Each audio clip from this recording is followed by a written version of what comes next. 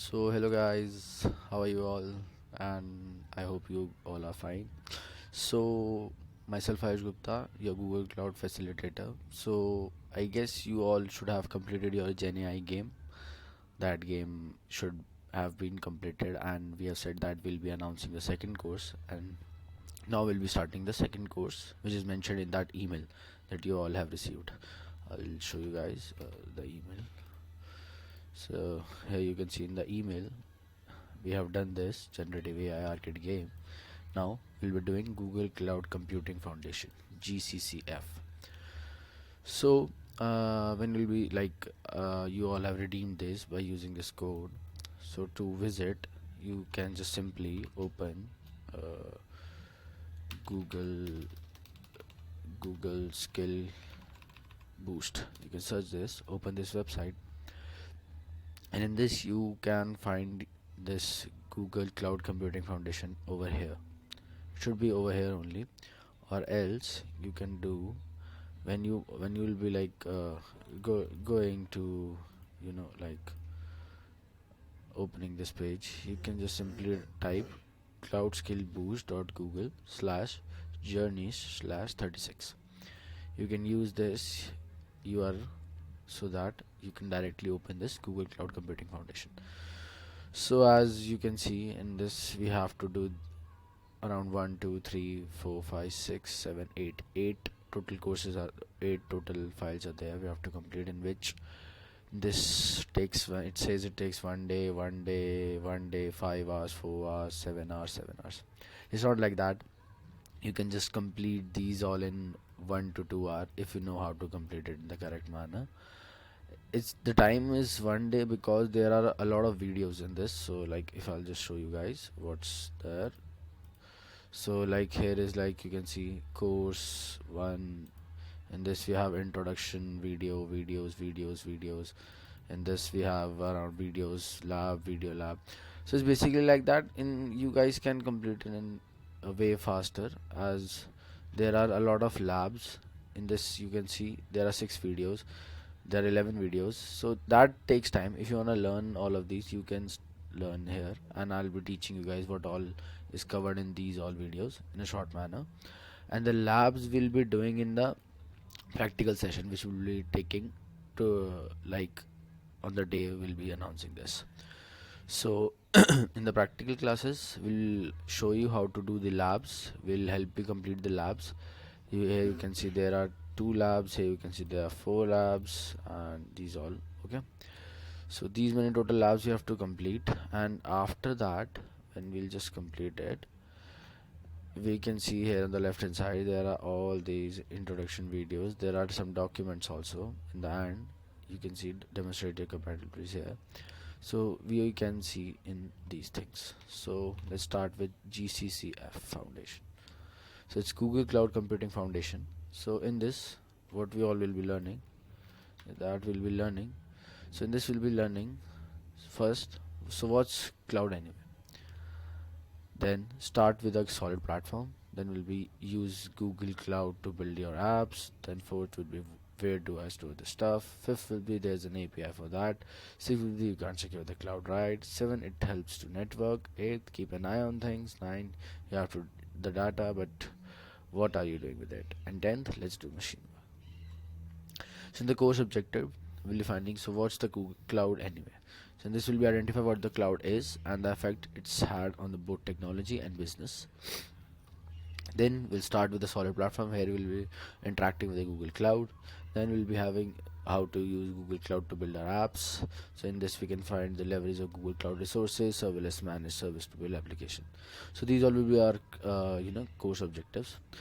So we'll be doing 25 hands-on labs across the course. In this course there will be 25 hands-on lab, 4 final challenges, and it will take around, according to 24 hours of experiential learning.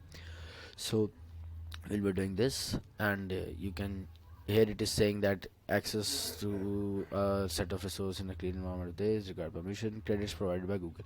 So you guys can see it takes the credit, but we are enrolled in this course, so we are provided with the credits to access these.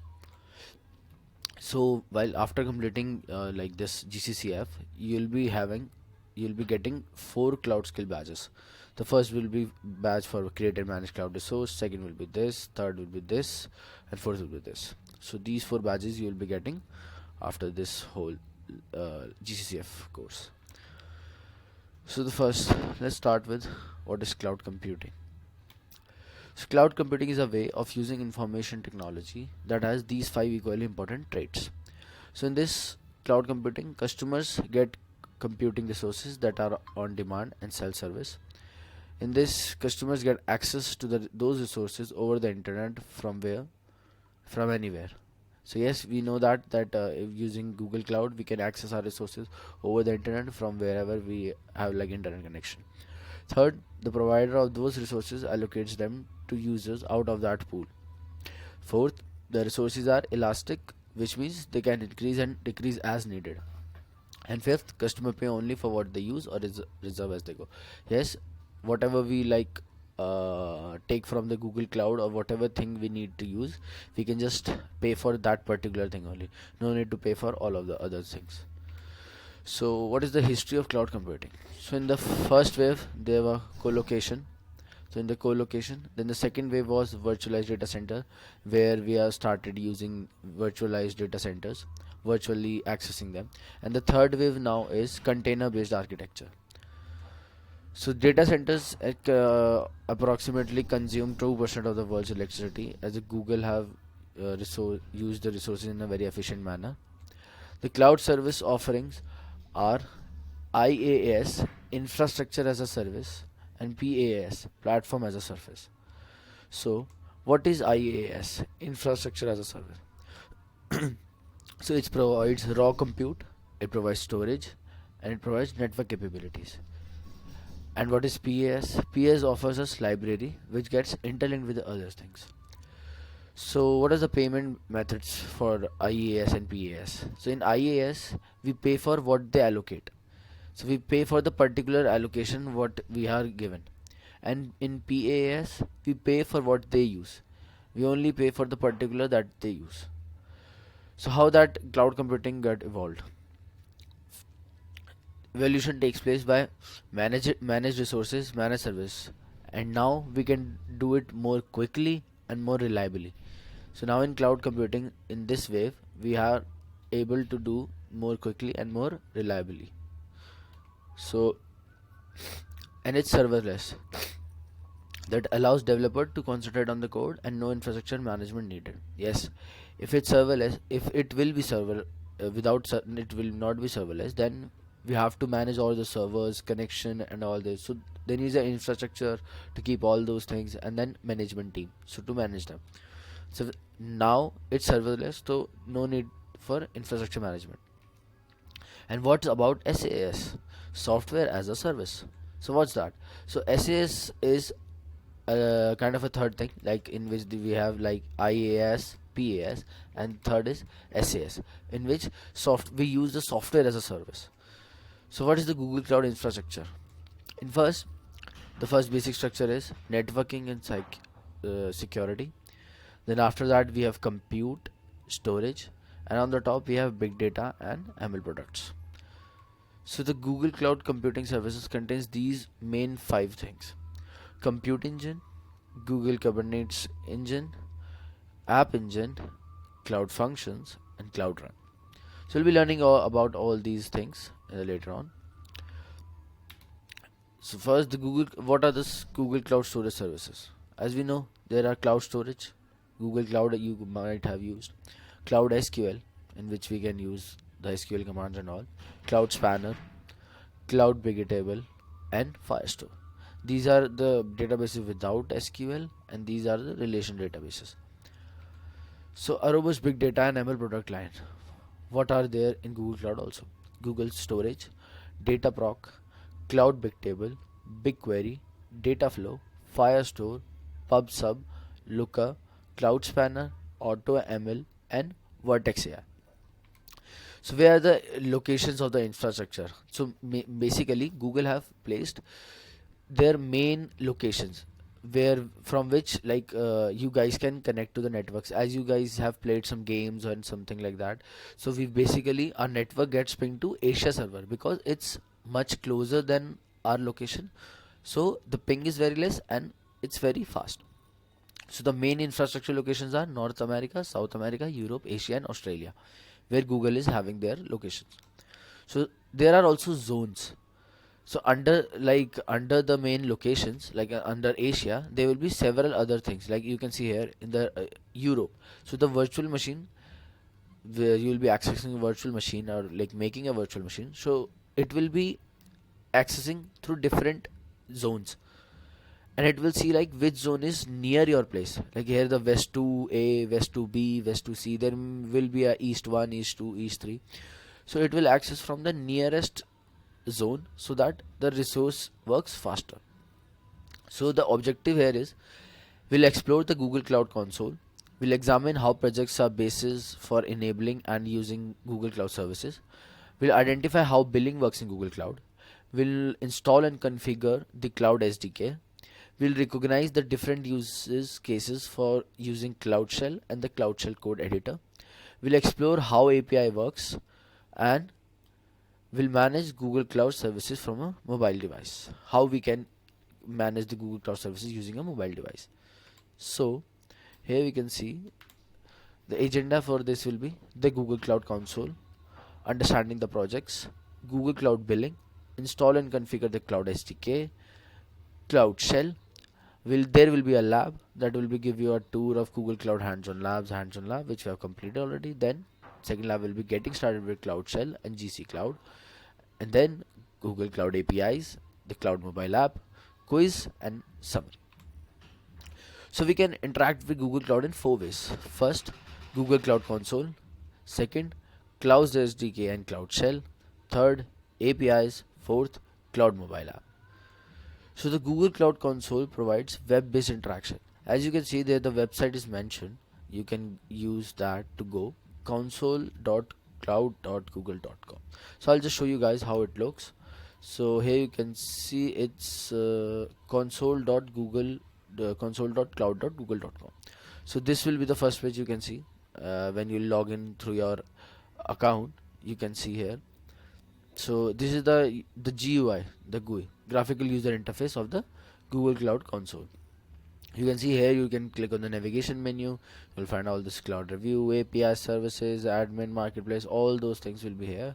And the main engines, the top main engines of Cloud Console would be Computer Engine, Cloud Storage, Cloud SQL, Cloud Run. So these all will be there on the page of console.cloud.google.com. So it's a simply web-based graphical user interface. It's easily find resources, check their health, have full management control over them, and set budgets. So it provides a search facility to quickly find and resource and connect to instances via SSH in the browser. So the projects are the basis for utilizing cloud services. The first is projects are separate entities under the organization node. Projects hold resources, each of which belong to just one project. Third, projects can have different owners and users. Fourth, projects are built separately. So yes, here you can see like when you make projects, you can put them under the entities under the organization node so that the organization can access it, or you can have different owners and different users for your project. So basically the project attributes varying uniqueness and immutability. So here we can see what is project ID, what is project name, and what is project number. So project ID is globally unique. Whatever your project ID will be, no one else can have the same project ID as yours. So project ID is assigned by the Google Cloud, but it can be mutable during creation, and it's immutable after creation. So you can't change it after creating of it. Project name needs not to be unique. It's not necessary your project name should be different than other. It can match, but it's chosen by you, and it's mutable. You can change it anytime. Project number, it's also globally unique and assigned by Google Cloud, and it's not changeable, immutable. So like if you want Google to access your particular project, you can just provide them with the project ID or the project number, and they can easily find you because your project is having a unique ID. So resource manager manages projects. What is a resource manager? It's a tool, resource manager tool, which gather a list of projects create new projects. In this we can update existing projects, delete projects, recover previously deleted projects, and access through RPC API and REST API. So how the billing works in Google Cloud Console? So billing is established at the project level. It's based on your project. It starts from there.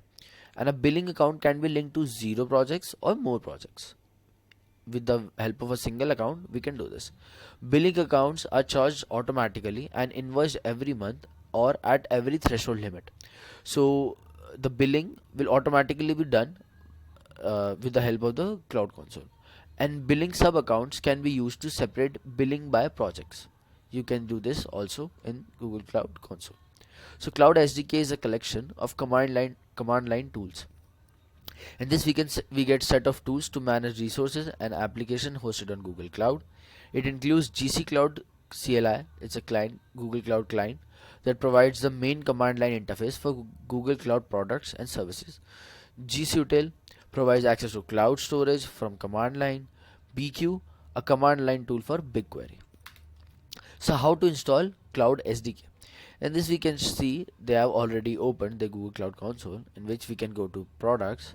Here you can see the Cloud Console where it says get started, or you can else visit the website cloud.google.com/SDK. So this is the after configuring the Cloud SDK. In your command shell you just have to write gcloud init. So what does Cloud Shell provides? Command line access to resources. So it provides command line access to cloud resources directly from a browser. It's a Debian based virtual machine with a persistent 5 GB home directory. The Cloud SDK, GC Cloud, command and other utilities are always installed, available, up to date and fully authenticated. At the starting of the how we can start the Cloud Shell. So when you visit console.cloud.google.com, here you can see the button, and using that you can start your Cloud Console. I'll just show you guys. When you can see here under the button of dismiss, here you can see this activate Cloud Shell. When you just click on it, it will just open your command line. Starting it, it's connecting, and here is your Cloud Shell. So this is your Cloud Shell, in which you can use your commands to access your projects and the other tools. So in the Cloud Shell code editor, how to open the editor? So when you just click on here editor, you can see the click over here, the editor. I'll just click on the open editor, and this is the editor in which I can edit my programs and all. It's connecting to my so here you can see it's my editor. So here I can run all the commands, bash files, and all the APIs, all the things. So what is API? API is application programming interfaces. So earlier it used to be complex and changeable and implementation. After that, what the developers do, they make an API in a simple and version interface in which is easily understandable, and then it's provided to the users. So APIs allow code to control your cloud resources. With the help of API, we can control our cloud resources. So API, Google Cloud Services offer APIs that allow code to be written to control them. The Google APIs Explorer shows that APIs are available and in what version. And Google provides Cloud Client and Google API Client libraries, which languages are used, basically Java, Python, PHP, C Sharp, Go, Node.js, Ruby, and C++. We can manage our resources with the help of Google Cloud Mobile App. So there is a Cloud Mobile App which you can install on your mobile phone and easily manage our resources on the Google Cloud Console. So you can access the app by going to the HTTP link cloud.google.com/console-app. So what does the app helps? It can start, stop, and use SSH to connect into compute instances and see logs. So in this we can stop and start Cloud SQL instances. We can administer applications deployed in App Engine, and it gets up-to-date billing information for projects and alerts for those going over budget. With the help of the app, we can customize a graph showing key matrices like CPU usage, graphic usage, and all. Alerts and incident management also is there. So now we'll move ahead, and the objectives now will be exploring the role of compute options in the cloud, learning about building and managing virtual machines, examining building elastic applications using autoscaling, exploring of PaaS options by leveraging App Engine, examining building event-driven services using Cloud Functions, Cloud Kubernetes Engine, and Cloud Run. So these all are major 5 services that are provided by Google Cloud: Compute Engine, App Engine, Cloud Functions, Google Kubernetes Needs Engine, and Cloud Run. So this works on IaaS, this works on PaaS, this works on serverless logic. This is a hybrid. This is a serverless platform. So Compute Engine, virtual machines with industry-leading price performance. In this we have a flexible zero-ops platform for building highly available apps, a lightweight, fully managed serverless execution environment for building and connecting cloud services. In this we have cluster manager and an orchestration engine built on Google Cloud Container Experience.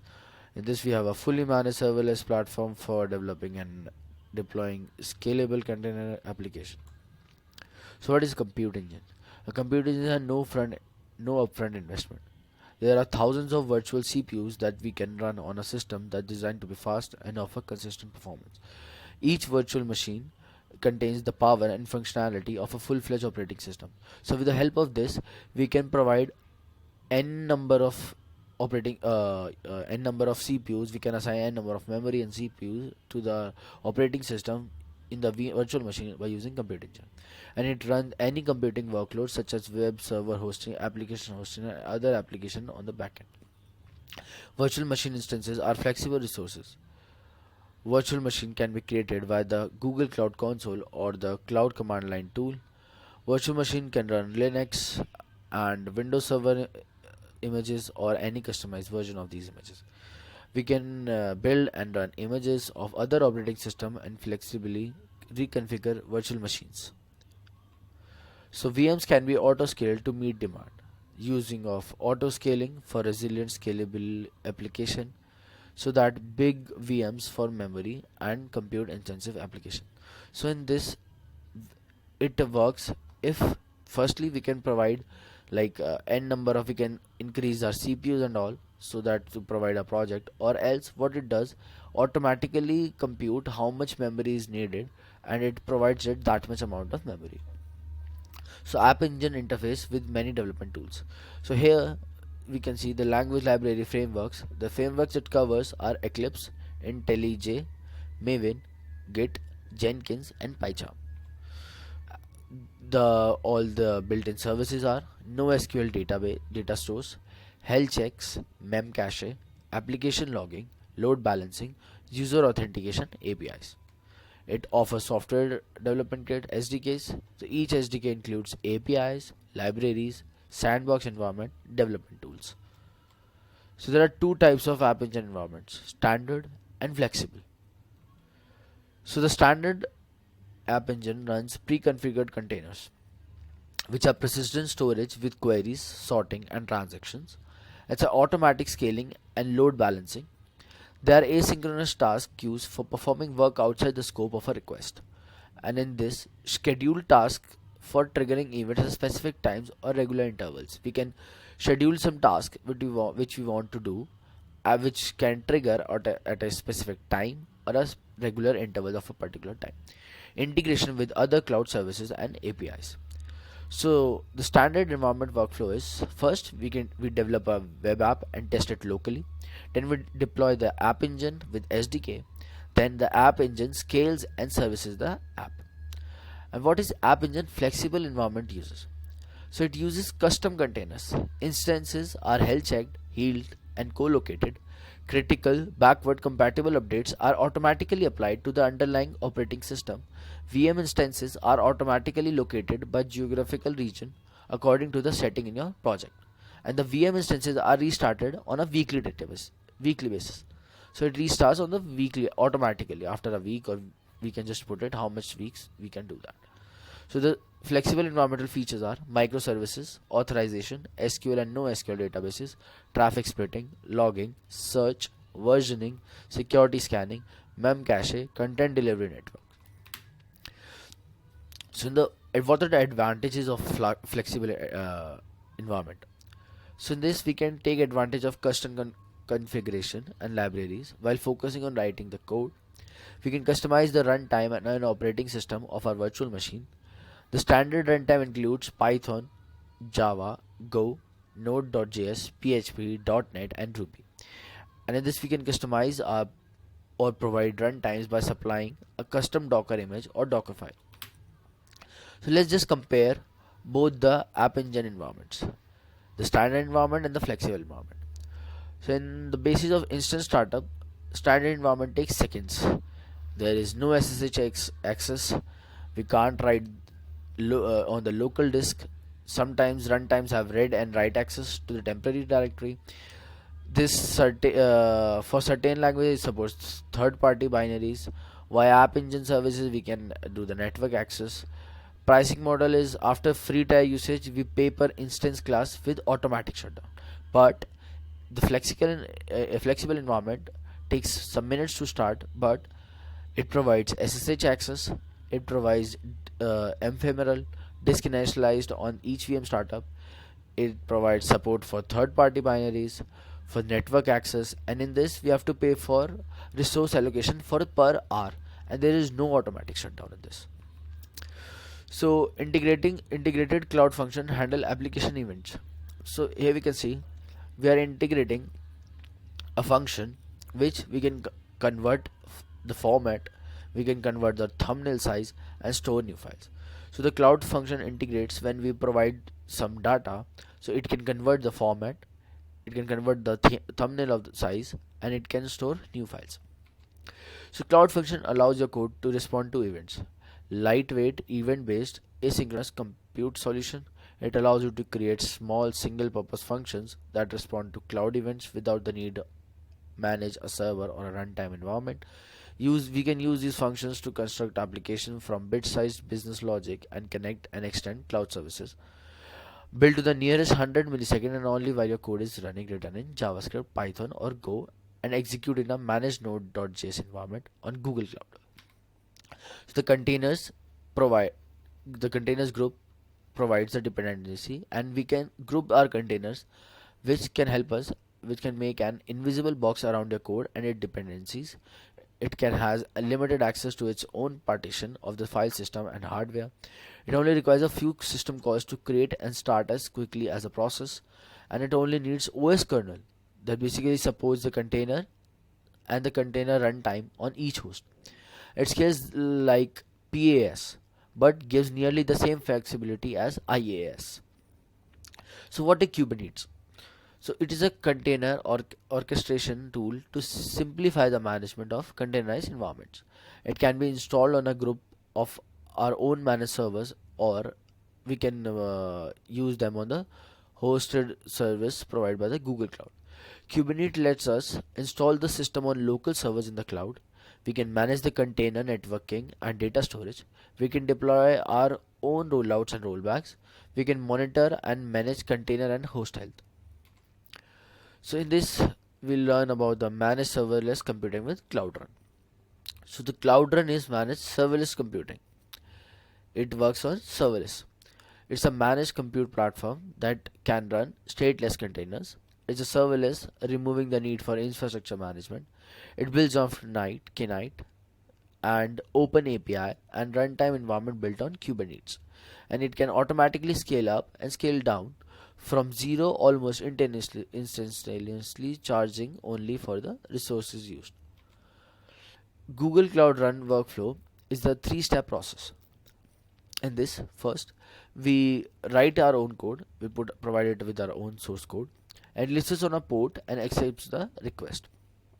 Then it build and package, it makes it in a package container image, and then it deploy to the Google Cloud Run, where we can see the web app. So next, here we can see how the Google Cloud Run also has a source-based workflow. The first we write our code, it packs it under container image, and then when it's deployed, it's in the web app.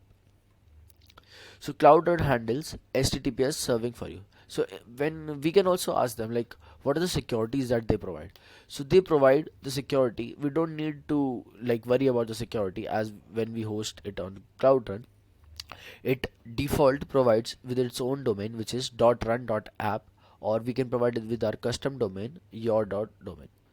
So when the client provides them with this, they implement the HTTPS, the security, and then the Google Cloud Run provides a Cloud Run proxy, which is HTTP, then puts it in the container.